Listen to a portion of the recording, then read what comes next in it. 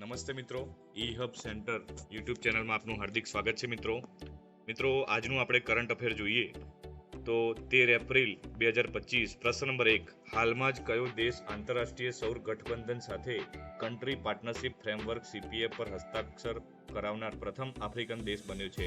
તો મિત્રો જવાબ આવશે મોરેશિયસ. પ્રશ્ન નંબર 2 હાલમાં જ કઈ પુસ્તક આંતરરાષ્ટ્રીય બુકર પુરસ્કાર 2025 માટે શોર્ટ લિસ્ટ થનારી પ્રથમ પુસ્તક બની છે? મિત્રો જવાબ આવશે હાર્ટ લેમ્પ. પ્રશ્ન નંબર 3 હાલમાં જ કયા IIT સંસ્થાને પોતાના અહેવાલમાં ઓઝોન પ્રદૂષણને કારણે ભારતની મુખ્ય ખાદ્ય પાકની ઉપજમાં ઘટાડાની શંકા વ્યક્ત કરી છે? તો મિત્રો જવાબ આવશે IIT ખડગપુર. મિત્રો આગળ જોઈએ પ્રશ્ન નંબર 4 વૈશ્વિક ટેકનોલોજી સમિટ એટલે કે GTS 2025 નું 9મું સંસ્કરણ ક્યાં યોજાયું હતું? તો મિત્રો જવાબ આવશે નવી દિલ્હી. પ્રશ્ન નંબર 5 હાલમાં જ ભારતે કયા પાડોશી દેશની ટ્રાન્સશિપમેન્ટ સુવિધા બંધ કરી છે? મિત્રો જવાબ આવશે બાંગ્લાદેશ. પ્રશ્ન નંબર 6 વસંત પર્યટનને પ્રોત્સાહન આપવા માટે ખુબાની ફૂલ ઉત્સવ 2025 ક્યાં યોજાયો હતો? તો મિત્રો જવાબ આવશે લદ્દાખ. મિત્રો ખૂબ જ મોસ્ટ આઈએમપી પ્રશ્ન છે. આવનારી તમામ સ્પર્ધાત્મક પરીક્ષાઓની તૈયારી કરવા માટે આ ચેનલને જરૂરથી સબસ્ક્રાઇબ કરી લેશો. દરરોજ કરંટ અફેર આ ચેનલ ઉપર મૂકવામાં આવશે. મિત્રો ચલો આગળ જોઈએ.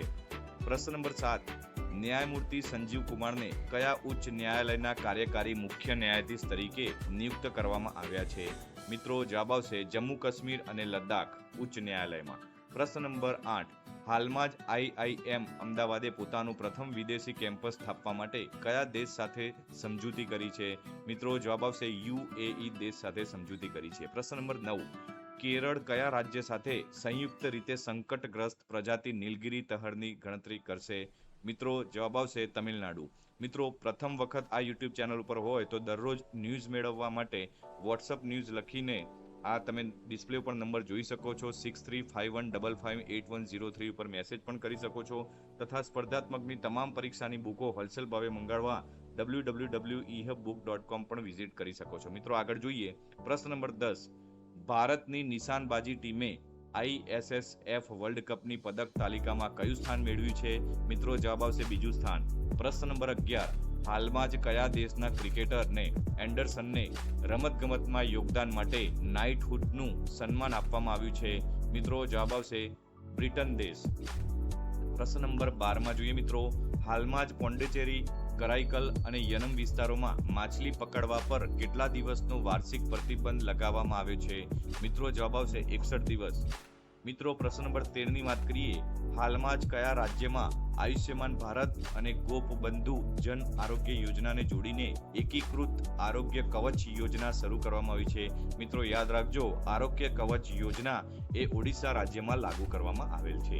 પ્રશ્ન નંબર 14 ની વાત કરીએ મિત્રો ગણતંત્ર દિવસ 2026 પર જાહેર થનાર પદ્મ પુરસ્કારો 2026 માટે નામાંકન ક્યાં સુધી ખુલ્લા છે?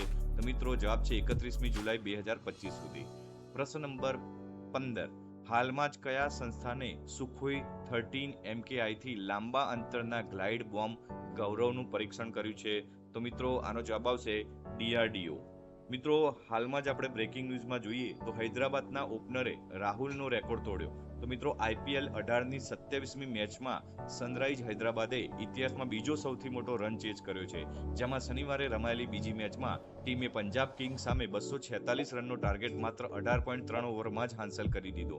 ઓપનર અભિષેક શર્માના IPLમાં ભારત માટે સૌથી વધુ વ્યક્તિગત સ્કોરર બન્યા.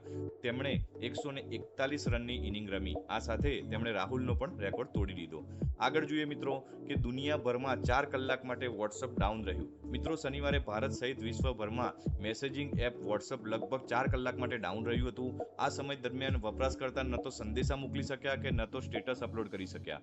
ખાસ કરીને ઘણા વપરાશકર્તાઓએ જૂથમાં સંદેશા મોકલી શક્યા ન હતા. ડાઉન ડિટેક્ટ મુજબ વોટ્સઅપ સાંજે 5 વાગ્યાથી રાત્રે 9 વાગ્યા સુધી ડાઉન હતું. આ સમય દરમિયાન ઘણા વપરાશકર્તાઓએ ફરિયાદ પણ કરી હતી. મિત્રો UPI પણ ડાઉન હતું. તમે જો પણ આનો અનુભવ કર્યો હોય તો કોમેન્ટમાં જરૂરથી મેસેજ કરશો. મિત્રો બીજું ખાસ જોઈએ કે આજે PSIની 472 જગ્યાઓ માટે પરીક્ષા છે. તો વધુમાં વાત કરતા જોઈએ તે ગુજરાત પોલીસ ભરતી માટે જાન્યુઆરી-ફેબ્રુઆરી 2025માં લેવામાં આવેલી શારીરિક કસોટીમાં ઉત્તીર્ણ થયેલા ઉમેદવારો પૈકી બિન હથિયારી પોલીસ સબ ઇન્સ્પેક્ટરની 472 જગ્યાઓ માટે કુલ 1,02,935 ઉમેદવારોએ લેખિત પરીક્ષા આપી જેમાં આજે 13 એપ્રિલ અમદાવાદ, વડોદરા અને સુરતની કુલ કુલ 340 સ્કૂલમાં પરીક્ષા યોજાશે, જેમાં 3 કલાકના 2 પેપર હશે. રાજકોટના 3 કેન્દ્ર પર 800 થી પણ વધુ ઉમેદવારો નેશનલ ડિફેન્સ એકેડમી અને કમ્બાઇન્ડ ડિફેન્સની પરીક્ષા આપશે. મિત્રો, જો તમે પણ સ્પર્ધાત્મક પરીક્ષાની તૈયારી કરતા હોય અને દરરોજ અમારા આવા વિડીયો જોવા માંગતા હોય તો નીચે ડિસ્ક્રિપ્શનમાં વોટ્સઅપ ચેનલની લિંક આપેલ છે, તેને ફોલો કરી દેશો. મિત્રો, દરરોજ આ પ્રકારના વિડીયો તમે જોઈ શકો છો. મિત્રો, જોઈ શકો છો સમગ્ર વર્લ્ડમાં હચમચાવી નાખનાર આ ડોનાલ્ડ ટ્રમ્પે તો અમેરિકામાં ઇમિગ્રન્ટ્સ માટે નવા નિયમો લાગુ કર્યા છે, જેમાં એક નવો નિયમ લાગુ કર્યો છે જે મુજબ દરેક ઇમિગ્રેટે 24 કલાક પોતાની પાસે કાનૂની દસ્તાવેજો રાખવા પડશે. આ નિયમ 11 એપ્રિલથી અમલમાં આવ્યો છે. આ નિયમ હેઠળ અમેરિકામાં ગેરકાયદેસર રીતે રહેતા ઇમિગ્રેટર્સને સરકારમાં નોંધણી કરાવવાની રહેશે અને દસ્તાવેજો પોતાની પાસે જ રાખવા પડશે. ટ્રમ્પે દેશમાંથી ગેરકાયદેસર રીતે રહેતા લાખો લોકોને બહાર કાઢ્યા છે. મિત્રો, વધુમાં જોઈએ તો એજ્યુકેશન માહિતી વોટ્સઅપ ચેનલમાં જોડાશો. ઘણા બધા 22,000થી પણ વધુ શિક્ષક મિત્રો તેમજ સ્પર્ધાત્મક પરીક્ષાની તૈયારી કરી રહેલા મિત્રો જોડાઈ ગયા છે. મિત્રો, તમે પણ જોડાશો અને ફોલો કરવાનું ભૂલશો નહીં. દરરોજ આવા વિડીયો આપણે ન્યૂઝને લગતા, એજ્યુકેશન માહિતીને લગતા તેમજ કરંટ અફેરને લગતા વિડીયો આપણે આ ચેનલમાં મૂકવામાં આવશે. અને મિત્રો, ખાસ NMMS, PSC, જ્ઞાન સાધના, SSC વગેરે જેવી સ્પર્ધાત્મક બાળકો માટેની પરીક્ષા છે તે પરીક્ષાને લગતા પણ વિડીયો આ યુટ્યુબ ચેનલ પર શેર કરવામાં આવશે અને તે ખૂબ જ IMP બનશે. ફરીથી મળીશું મિત્રો નવા વિડીયો સાથે. અને હા મિત્રો, આ ચેનલને સબસ્ક્રાઇબ કરવાનું ભૂલશો નહીં અને બાજુમાં બેલ નોટિફિકેશન છે જેને ઓન કરવાનું ભૂલશો નહીં, જેથી તમામ નવા વિડીયો તમારી સુધી જલ્દીથી પહોંચાડી શકીશું. મિત્રો, આ વિડીયો કેવો લાગ્યો તમે કોમેન્ટમાં જરૂરથી કરશો. ફરીથી મળીશું નવા વિડીયો સાથે. જય હિન્દ, જય ભારત.